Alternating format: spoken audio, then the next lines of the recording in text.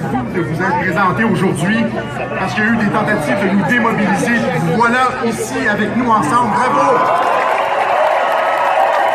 Bravo à tout votre courage, tous ceux qui ont découragé aujourd'hui. Bravo! Bravo! Alors, moi, je fais suite à Jean-François. Je suis là ici pour parler un petit peu de faits. Donc, essentiellement, de dire qu'on est en présence d'une crise sanitaire manufacturée de toutes pièces.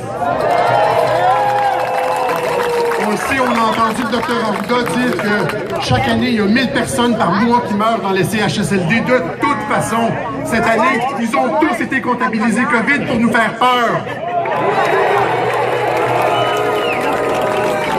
Ils ont utilisé la méthode du lien épidémiologique. Là. Tu sais, ça sonne scientifique, ça fait peur, là. Mais essentiellement, c'est juste de classer tout le monde, tous les cancers, tous les AVC dans un CHSLD où est-ce qu'il y a eu seulement un cas présumé, comme tous morts du COVID. Ça, vous le savez, je pense. Tous les pays, tous les États aux États-Unis, tous les États qui ont utilisé la méthode du lien épidémiologique ont à peu près 5 fois plus de décès que ceux qui ont utilisé la méthode normale qu'on utilise quand il y a une grippe, c'est-à-dire compter ceux qui sont effectivement morts de la grippe. 5 fois plus de décès. C'est pour ça qu'au Québec, on a comme des 5-6 000 décès, qu'on a quand même à peu près 80% des décès au Canada.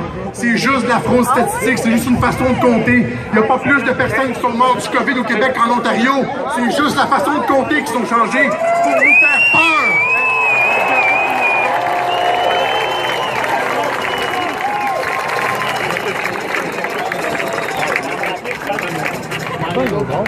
Dans beaucoup des pays, dans beaucoup des États qui ont utilisé la méthode du lien épidémiologique, maintenant on commence à revoir à la baisse ces chiffres-là. Il commence à avoir des révisions de chiffres, on coupe par moitié les morts, etc. Ça ne se passera pas au Québec, évidemment, parce que le Dr Arruda a bien pris soin d'effacer ses traces. Hein?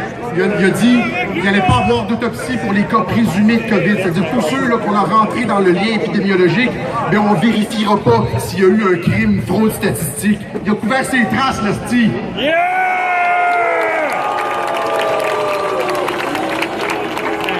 Et ça serait intéressant que la police enquête là-dessus aussi.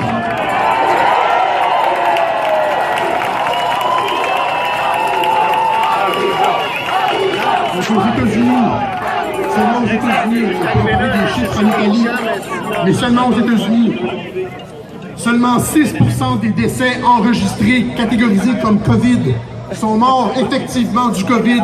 Les 94 autres pourcents, c'est de la comorbidité.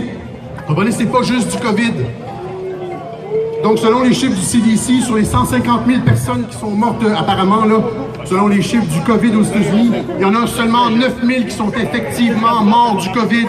Les autres, c'est comme au Québec, ce sont des cancers, des AVC, puis incidemment, on teste en fin de vie, là, puis là, le patient a la COVID, fait qu'on va le classer automatiquement COVID. Pas cancer, pas AV, on le classe COVID. Vous comprenez que si on opérait de cette façon-là avec la grippe, on aurait une pandémie à chaque saison grippale. C'est de la fraude!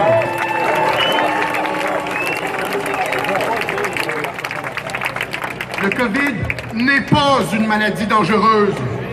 Elle se comporte exactement comme tous les virus respiratoires que l'humanité a rencontrés. Ça arrive pendant l'hiver, ça s'attaque aux personnes faibles, aux personnes qui ont des conditions médicales graves, puis ça disparaît au printemps, comme ça a disparu au printemps, puis ça revient pas.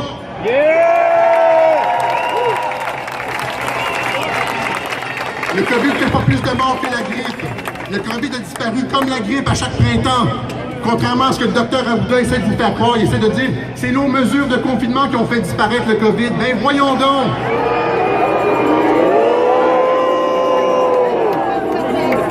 Ça fait 3 mois que l'épidémie est terminée, mais les médias et le gouvernement continuent à nous embrigader dans un système de contrôle social toujours plus contraignant, en faisant croire frauduleusement au public qu'on est toujours dans une pandémie dangereuse. Les salopards, comme on dit à Radio-Québec. Des mensonges, ils mentent à la population avec la complicité des médias. Il y a un mot pour ça, c'est salopard ou bien crapule.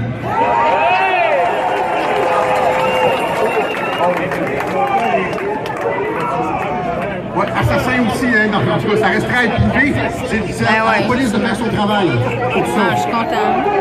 On n'ira pas jusque-là en public, là. Entre nous, on sait c'est quoi. C'est à la public, c'est à la police à faire ce travail-là. OK? Les autorités sanitaires nous ont fait peur avec le virus pour nous assigner à résidence. C'était juste pour 2 semaines, pour aplanir la courbe. Ils nous ont finalement incarcérés pendant 2 mois en nous mentant, pendant qu'ils faisaient le ménage dans les CHSLD avec des politiques de santé publique désastreuses et délibérées.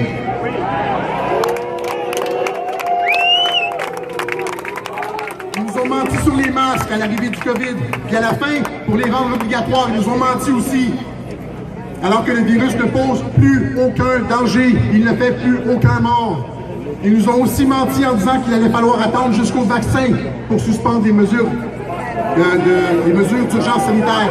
Mais là, qu'est-ce qu'on a appris la semaine dernière? C'est que non, ça va continuer, même après le vaccin. Ça va continuer de façon indéfinie, les mesures d'urgence sanitaire. Ça n'a plus rien à voir avec le virus. C'est du contrôle social. Ça n'a plus rien à voir avec le virus. Si on ne se lève pas, ils vont nous embrigader, ils vont nous emprisonner, ils vont passer toutes leurs lois liberticides. Ça n'a plus rien à voir avec le virus. Ils sont drogués au pouvoir, les gouvernements sont drogués au pouvoir.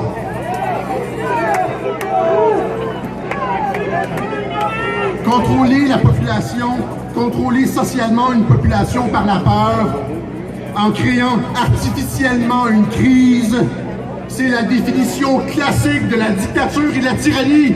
C'est ça la définition de la tyrannie. C'est ça qu'on voit au Québec.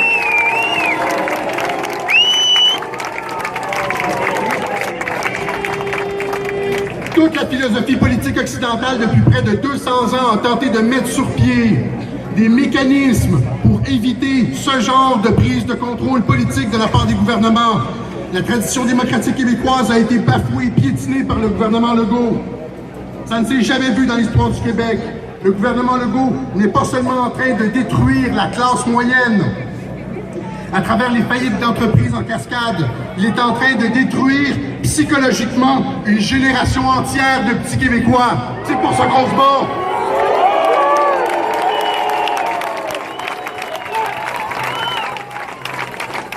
Surtout considérant le fait avéré que le virus est 10 fois moins dangereux que la grippe pour les tout-petits. 10 fois moins dangereux que la grippe pour les tout-petits. Ça n'a plus d'allure, il n'y a plus aucune.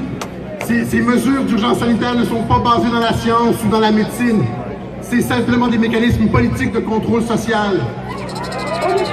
Et donc, le contrat social est brisé entre la population et le gouvernement.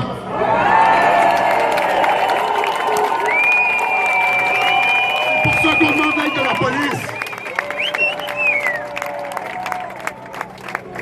Avec nous, la police, avec nous, la police, avec nous, la police, avec nous, la police, avec nous, la police, avec nous, la police, avec nous, la police, avec nous, la police, avec nous, la police, avec nous, la police.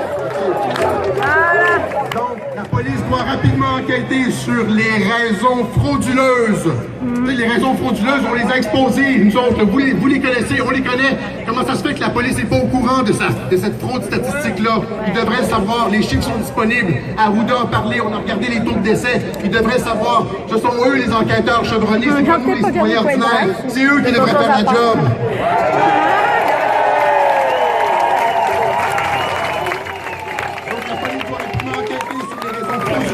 Mené à la suspension indue de nos droits et libertés.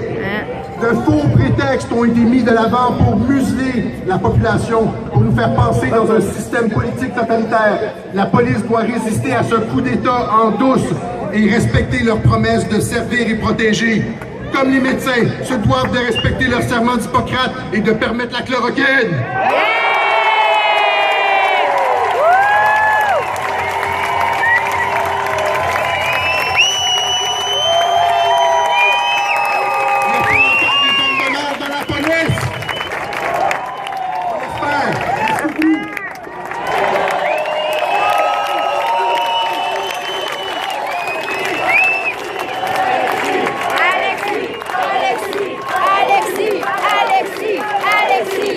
Alexis,